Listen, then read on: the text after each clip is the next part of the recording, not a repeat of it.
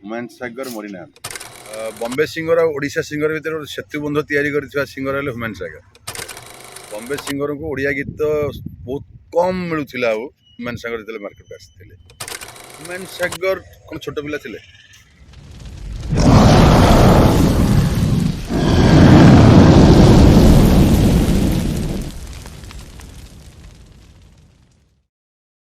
नमस्कार जय जगन्नाथ सांग मैंने जमीक आपण मान सहित वादा करता ये खांटी जटणी टका आपण मानकर शिबू जे आगु को गोटे भल भल लोक मान सहित मु मोर चैनल रे परिचित करैबी आ तांकर जीवन शैली विषय आम टे कथा दुपद हवा। तो आज मु वादा रखी बहुत दिन है मो चैनल बंद थिला तो आशा करुच्ची पुणी गोटे प्रचेषा जे भल भल लोक मान सहित आपण सहित साक्षात करैबार। तो आज गोटे से गोटे व्यक्ति विशेषज्ञ पाखे मुझे आसिक पहुँची आपण मैंने ना कहीदेला मैंने जानीदे सी किए रवि भाई रवि बारिक आपण मैंने जानीथे एंकर माने सुंदर एंकर आ गोटे मेलोडी नाइट बोली गोटे ऑर्केस्ट्रा ग्रुप अच्छी जार से ऑर्गेनाइज करुँच। तो बहुत सुंदर व्यक्ति विशेषज्ञ से जनक आ गोटे सुंदर कलाकार सहित गोटे भल मनीष तो सांग मैंने बेसी कथा हवानी डायरेक्ट से लोक जन को डाकिबा आ कथा हवा। आ जदि मो चैनल को एपर्यंत किए सब्सक्राइब करना तुरंत तुरंत सब्सक्राइब करूँ लाइक करूँ एंड शेयर करूँ आगु को भल भल वीडियो आनिबी मु आपन को वादार सहित कहूँ भाई कमन देखले तो भाई आमर रवि भाई रवि बारिक महोदय आपण माने आमे डायरेक्ट कथा हो जा भाई सहित भाई माँ माटीर सेवक तथा अयोग्य पुओ Kumar Ravi Barik organizer orchestra melody night host उपस्था भाई केमती अच्छा पूरा फाइन अच्छे ये प्रोग्राम थिला बोधे रात कंटिन्यू चली गणेश पूजा आम सीजन आरंभ हो जाए रिसेप्शन कामटा चली छोट मोट इभेन्ट भी कर सुजोग पाँच से काली भी छोट छोट इभेन्ट थी बेटर अच्छे भाउज भाउज मत बहुत सपोर्ट करती निहाती भाव में कलाकार जेहेतु एक क्वेश्चन आग पचरा हम भाउज केते दूर सपोर्ट कर मत 23 years old मैरिज मतलब 23 वर्ष है बाहर 23 वर्ष भितर मत के सी अपोज करना मो घर को राति अधे कहीं झील मान धरिक आसे जो पिला मोर कम करती से एक्सपेक्ट सहित एक्सेप्ट करे मो स्टाफ आसी जाती राति अधे तो डिस्टर्ब करती सी भी एक्सेप्ट करेंगे दरकार पड़े 10 जन 15 जन रोसे भी कर खाया देके आराम से छाड़े बहुत कोऑपरेटेड मोर लाइफ आमे बुझिलु जे भाउज पूरा सपोर्टेड आपनकर कलाकार रास्ता को नहीं निहाती भाव पिला माने केमती कोन पिला माने ऑब्वियसली सपोर्टेड मु जते दूर जानली भाईंकर तीनटा पुओ पूरा षंढ मार्का पुओ बड़ पुओ बर्तन एमबीए करूची मझिया डिप्लोमा करूची सान ग्रेजुएशन करूची किंतु बट तांको लाइन रे तो मानिनी किंतु बेले बेले दीटा तीनटा काम रही जाए बाबा टे पड़ा से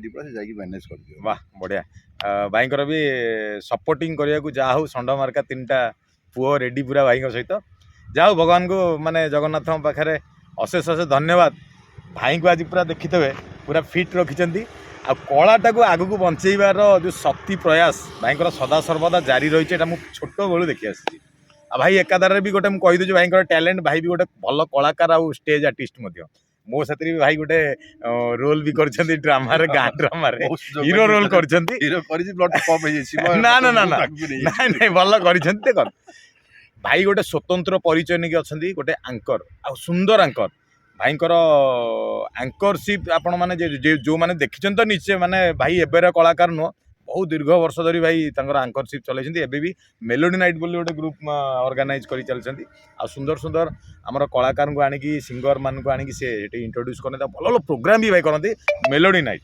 सो फ्रेंड्स आ गोटे कथा ये तो रहा घर कथा घर सब सपोर्टेड रोचे कलाकार जीवन को लेकिन केमती कौन सब भल ना ना कलाकार जीवन तो कहूँ गले बहुत कष्टदायक जीवन बहुत कष्टदायक जीवन बहुत सुख शांति अच्छी आत्मा शांति अच्छी जेहेतु आम गोटे कलाकार परिचय नहीं बंचीचु से बंचार बहुत आनंद अच्छी किंतु हाथी आप देखिथे तार दीटा दांत गोटे देखा दांत गोटे खाଇବା दांत आपण मैंने जोटा कलाकार जीवन देखते से हाथीर देखा दांत आम जोटा जीवन में लिभाऊ से हाथीर पाटी भी दांत कलाकार जीवन सब से हसैबा हसवाई बोध आमको भगवान जन्म देते हसैबा हसवा भितर आम टे आनंद पाई आपण मान हस देखला କିନ୍ତୁ ମନ ଭିତରେ ଅନେକ ଦୁଃଖ ଥାଏ, ଅନେକ କଷ୍ଟ ଥାଏ। ପରିବାର ପାଇଁ ସମୟ ଦେଇପାରୁନୁ, ନିଜ ପାଇଁ ଶୋଇବା ଖାଇବା ଏଥିରେ ଆମେ ସମୟ ଦେଇପାରୁନୁ।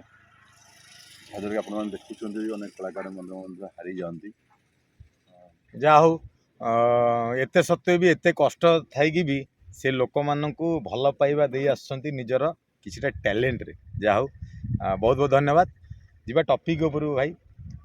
ଏବେ ଯେଉଁ ବର୍ତ୍ତମାନ ଯେଉଁ ସେଲିବ୍ରିଟିଙ୍କର ଆପଣ ତ ଜାଣିଥିବେ ନିହାତି ଭାବରେ, ଆପଣ ସେ ଲାଇନ୍ର ମାନେ ଆପଣ ମୋ ଠାରୁ ଅଧିକ ଜାଣିଥିବେ ଯେ ଯେଉଁ ସେଲିବ୍ରିଟି ମାନଙ୍କର ଅକାଳ ମୃତ୍ୟୁ ଘଟୁଛି, ଖାସ କରିକି ରୋଗରେ ଘଟୁଛି, ମାନେ ମୁଖ୍ୟତଃ କାରଣ ଭାଇ ଆମେ କ'ଣ ଏଥିରୁ ବୁଝିବା? କାରଣ ହେଉଛି ଆମର ମାନେ ବେସିକାଲି ପଏଣ୍ଟ କ'ଣ, ମାନେ ସେଇ ପଏଣ୍ଟଟା ଆମର କୁହନ୍ତୁ। ମୁଖ୍ୟ ଜିନିଷ ଆମର ଗୋଟେ ଖାଇବାର ସମୟ ନଥାଏ, ଶୋଇବାର ସମୟ ନଥାଏ।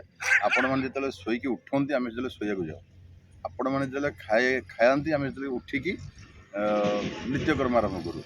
ତ ଏହାଦ୍ୱାରା ଗୋଟେ ସମୟର କମ୍ୟୁନିକେସନ୍ ଗ୍ୟାପ୍ ହେଇଯାଏ, ଯେଉଁଟାକି ଆମ ଶରୀର ପାଇଁ ଆବଶ୍ୟକ, ସେଇଟା ଆମେ କରିପାରୁନୁ। ଯେଉଁଟାକି ଦିନ 1ରୁ 2ଟା ଭିତରେ ଖାଇବା କଥା, 1 2ଟାରେ ଆମେ ଜଳିଖିଆ ଦେଖନ୍ତୁ ଆପଣ ଯେତେବେଳେ ଆସିଲେ ମୁଁ ତ ଏ ହେଉଛି ସମୟର କମ୍ୟୁନିକେସନ୍ ଆମ ଭିତରେ ଗୋଟେ ଗ୍ୟାପ୍ ହେଇଯାଏ।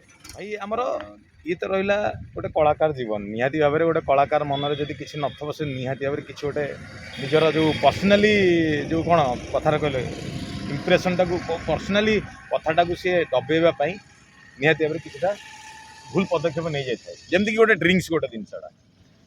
ଆମେ ଯଦି ଟପିକ୍ ଉପରୁ ଯିବା, ଏ ଯେଉଁ ହ୍ୟୁମାନ ସାଗର ଭାଇ ଆପଣ ତ ଜାଣିଥିବେ, ହ୍ୟୁମାନ ସାଗର ହେଉଛନ୍ତି ଆମର ଓଡ଼ିଶାର ଗୋଟେ, ଓଡ଼ିଶା କ'ଣ କହିଲେ ମୁଁ ଭାବେ ଯେ ବିଶ୍ୱର ବୋଧେ ସେକେଣ୍ଡ ଅରିଜିତ ସିଂ, ସେକେଣ୍ଡ ଅରିଜିତ ସିଂ ଇଣ୍ଡିଆର, ଏଇଟା ମୁଁ ଭାବେ। କାହିଁକି ନା ଆମେ ଗୋଟେ ଓଡ଼ିଆ ହିସାବରେ ଓଡ଼ିଶାରେ ଆମେ ଫିଲ୍ କରୁ ସେ ଜିନିଷ ତାଙ୍କ କଣ୍ଠରୁ ଯେ ସୁନ୍ଦର, ମାନେ ଶୋଇଲେ ବି ତାଙ୍କ ଗୀତ ଯଦି ଶୁଣେ ଆମେ କ'ଣ ସେଇଭଳିଆ ରିଲାକ୍ସେସନ୍ ଆସେ। ତ କଥା ହେଉଛି କ'ଣ ଭାଇ, ଯେ ତାଙ୍କର ଏଇ ବିୟୋଗର ମାନେ କାରଣ କ'ଣ ହେଇଥାଇପାରେ, ଆଉ ତାଙ୍କ ବିୟୋଗ ପଛରେ? ତ ସର୍ବପ୍ରଥମେ ଆପଣଙ୍କ ମାଧ୍ୟମରେ ଜଣାଇବାକୁ ଚାହିଁବି, ହ୍ୟୁମାନ ସାଗର ମରିନାହାନ୍ତି, ବଞ୍ଚିଛନ୍ତି, ସମସ୍ତ ହୃଦୟରେ ବଞ୍ଚିଛନ୍ତି। ଆଜି ବି ଯେମିତି ଅକ୍ଷୟ ମହାନ୍ତି ସମସ୍ତ ହୃଦୟରେ ଚିର ଅକ୍ଷୟ କରିଛନ୍ତି, ହ୍ୟୁମାନ ସାଗର ସେମିତି ଅଛନ୍ତି, ରହିବେ ଯେଉଁ ପର୍ଯ୍ୟନ୍ତ ତାଙ୍କ ଗୀତ ଆମେ ସମସ୍ତେ ଶୁଣୁଥିବା। ଆଉ ଗୋଟେ ବଡ଼ କଥା କହିବି, ବମ୍ବେ ସିଙ୍ଗର ଆଉ ଓଡ଼ିଶା ସିଙ୍ଗର ଭିତରେ ଗୋଟେ ସେତୁବନ୍ଧ ତିଆରି କରିଥିବା ସିଙ୍ଗର ହେଲେ ହ୍ୟୁମାନ ସାଗର। ନିହାତି ଠିକ୍। ବମ୍ବେ ସିଙ୍ଗରଙ୍କୁ ଓଡ଼ିଆ ଗୀତ ବହୁତ କମ୍ ମିଳୁଥିଲା, ଆଉ ହ୍ୟୁମାନ ସାଗର ଯେତେବେଳେ ମାର୍କେଟକୁ ଆସିଥିଲେ, ଆଜି ହୁଏତ ସେ ସ୍ଥାନଟାକୁ କେହି ନେଇପାରିବାନି ବୋଲି କହିପାରିବାନି, ଅନେକ ହ୍ୟୁମାନ ସାଗର ତାଙ୍କ ରକ୍ତରୁ ତିଆରି ହେବେ। ଏତିକି ଆପଣମାନଙ୍କୁ ନିବେଦନ କରିବି, ହ୍ୟୁମାନ ସାଗର ଗୀତ ଶୁଣନ୍ତୁ, ସେ ପର୍ଯ୍ୟନ୍ତ ଆପଣମାନଙ୍କ ହୃଦୟରେ ବଞ୍ଚାଇ ରଖନ୍ତୁ। ହ୍ୟୁମାନ ସାଗର ମରିନାହାନ୍ତି, ଆମେ ସମସ୍ତେ ଭାବିବା, ବଞ୍ଚିଛନ୍ତି, ଆମମାନଙ୍କ ହୃଦୟରେ ବଞ୍ଚିଛନ୍ତି, ଆମମାନଙ୍କ ସଙ୍ଗୀତ ଭିତରେ ବଞ୍ଚିଛନ୍ତି। ଭାଇ ଆମର ବର୍ତ୍ତମାନ ଯେଉଁ ଜିନିଷଟା ସୋସିଆଲ ମିଡ଼ିଆରେ ବର୍ତ୍ତମାନ ଚାଲିଛି ହ୍ୟୁମାନ ସାଗରଙ୍କ କେସ୍କୁ ନେଇକି, ଆପଣ କ'ଣ ଲକ୍ଷ୍ୟ କରୁଛନ୍ତି? ମାନେ କ'ଣ କିଛିଟା ତାଙ୍କ ପ୍ରତି ଗୋଟେ ଅନ୍ୟାୟ ହେଇଛି ନା ନାହିଁ? ସେମିତି କିଛି ହେଇନି ଯେଉଁଟାକି ସୋସିଆଲ ମିଡ଼ିଆ ବେଶୀ ସେଇଟାକୁ ହାଇଲାଇଟ୍ କରୁଛି। କ'ଣ ପର୍ସନାଲ ମତ ଆପଣ ଦେବେ? ମୁଁ ଗୋଟେ କଳାକାର ହିସାବରେ କହିବି, ହ୍ୟୁମାନ ସାଗର କ'ଣ ଛୋଟ ପିଲା ଥିଲେ? ହ୍ୟୁମାନ ସାଗର ଅନଏଜୁକେଟେଡ୍ ଥିଲେ, ଆଜି ଗୋଟେ ଡକ୍ଟର, ଗୋଟେ ହାଇ ଏଜୁକେଟେଡ୍, ହାଇ ଲେବୁଲ୍ ଆର୍ଟିଷ୍ଟ ଜଣେ। ସିଏ କ'ଣ ଗୋଟେ ତାଙ୍କର ଲାଇଫଷ୍ଟାଇଲ୍କୁ ସେ ଇଏ କରିପାରୁନଥିଲେ, ମ୍ୟାନେଜରକୁ ତାଗିଦ କରିପାରୁନଥିଲେ, କି ଅଦର ପର୍ସନକୁ ସେ ତାଗିଦ କରିପାରୁନଥିଲେ? ସିଏ ତାଙ୍କର କ'ଣ କାଲକୁଲେସନ୍ କରୁନଥିଲେ ତାଙ୍କର ଆକାଉଣ୍ଟସର? ସିଏ କ'ଣ କାଲକୁଲେସନ୍ କରୁନଥିଲେ ତାଙ୍କ ପ୍ରୋଗ୍ରାମର? ଆମେ ପଣସ ଖାଇକି ଜଣଙ୍କ ମୁଣ୍ଡରେ ଅଠା ବୋଳିବା ଆମମାନଙ୍କର ଅଭ୍ୟାସ ହେଇଯାଇଛି। ତେଣୁ ଆମେ ଜଣକୁ ଅଭ୍ୟାସ ଭିତରେ ବାନ୍ଧିବା ପାଇଁ ଆମେ ଜଣକୁ ଦୋଷୀ ସାବ୍ୟସ୍ତ କରୁଛେ। ଆମେ ତାହେଲେ ଆପଣ କିନ୍ତୁ ଗୋଟେ ଜିନିଷ କହିବି, ତାଙ୍କ ଯେଉଁ ମ୍ୟାନେଜର ଦିନେଶ ତା ମାଆଙ୍କୁ ଯେଉଁ ବିହେଭିୟରଟା କରିଛି ସେଇଟା ସମଗ୍ର ଓଡ଼ିଶାବାସୀଙ୍କୁ ଦୁଃଖ ଦେଇଛି। ବର୍ତ୍ତମାନ ଭାଇ ଦେଖନ୍ତୁ, ବର୍ତ୍ତମାନ ହେଉଛି ତାଙ୍କର କହିବାକୁ ଗଲେ ଭାଇ ଏକ୍ସପାୟାର୍ଡ କରିଗଲେ, ତାଙ୍କ ବାବା ଏକ୍ସପାୟାର୍ଡ କରିଗଲେ, ଖାଲି ତାଙ୍କର ବୋଉ, ଆଉ ତାଙ୍କ ବୋଉଙ୍କ ସହିତ ଯେତେ ଦୂର ମାଧ୍ୟମରେ କହିବି, ତାଙ୍କ ବାପାଙ୍କ ସହିତ ଓଡ଼ିଶା ଲୋକଙ୍କର କିଛି ଲିଙ୍କ ନାହିଁ, ତାଙ୍କ ଭାଇ ସହିତ କିଛି ଲିଙ୍କ ନଥିଲା, ଆଜି ବି ତାଙ୍କ ମାଆଙ୍କ ସହିତ କିଛି ଲିଙ୍କ ନାହିଁ। ହ୍ୟୁମାନ ସାଗରଙ୍କ ପାଇଁ ଆଜି ତାଙ୍କ ମାଆଙ୍କୁ ଯେଉଁ ଅଣ୍ଡର ଏକ୍ସପେକ୍ଟ କରାଯାଇଛି, ସେଥିପାଇଁ ହୁଏତ ଆମେ ସମସ୍ତେ ସ୍ୱର ଉତ୍ତୋଳନ କରିଛେ କାହିଁକି ଜଣେ ମାଆକୁ ଅସମ୍ମାନ କରାଗଲା। ଖାଲି ହ୍ୟୁମାନ ସାଗର ମା ନୁହେଁ, ସେ ଆମ ସମସ୍ତ କଳାକାର ଜୀବନ ଜଗତର ସମସ୍ତଙ୍କର ଜଣେ ମା, ଆଉ ମା ହେଉଛି ସମସ୍ତଙ୍କର ଶ୍ରେଷ୍ଠ। ଜଣେ ମାଆକୁ ଅସମ୍ମାନ କରିବା ପାଇଁ ମୁଁ ଘୋର ନିନ୍ଦା କରୁଛି। କିନ୍ତୁ ହ୍ୟୁମାନ ସାଗର ଅର୍ଥନୈତିକ ବାବଦରେ ଗଲେ ଆମେ ନ ପୋଷିବାଟା ଭଲ। କାହିଁକି ନା ହ୍ୟୁମାନ ସାଗର ମୂର୍ଖ ନଥିଲେ କି ହ୍ୟୁମାନ ସାଗରର ଅନଏଜୁକେଟେଡ୍ ନଥିଲେ କି ହ୍ୟୁମାନ ସାଗର କାଲକୁଲେସନ୍ କରିବା ଶକ୍ତି ତାଙ୍କ ପାଇଁ ନଥିଲା ବୋଲି ଆମେ ଭାବିବାନି। ଭାଇ ସର୍ବଶେଷରେ ଆମର ଜନସାଧାରଣ ଆଉ ଦର୍ଶକଙ୍କୁ କ'ଣ କହିବ? ଦର୍ଶକଙ୍କୁ ଏତିକି କହିବି, ଓଡ଼ିଆ ସଙ୍ଗୀତକୁ ବଞ୍ଚେଇ ରଖନ୍ତୁ, ଓଡ଼ିଆ କଳାକାରଟିକୁ ବଞ୍ଚେଇ ରଖିବାକୁ ଚେଷ୍ଟା କରନ୍ତୁ।